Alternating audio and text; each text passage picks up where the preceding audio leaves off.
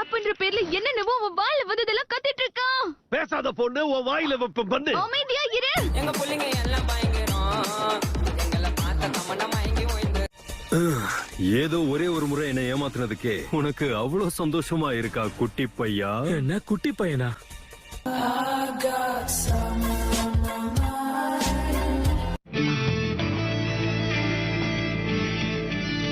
முதல்ல நீங்க யாருன்னு சொல்லுங்க. முட்டா பசங்களா, லூசு பசங்களா?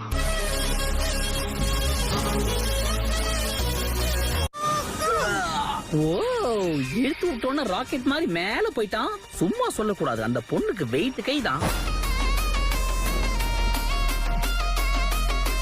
நல்லா புரிஞ்சு வச்சிருக்கான்.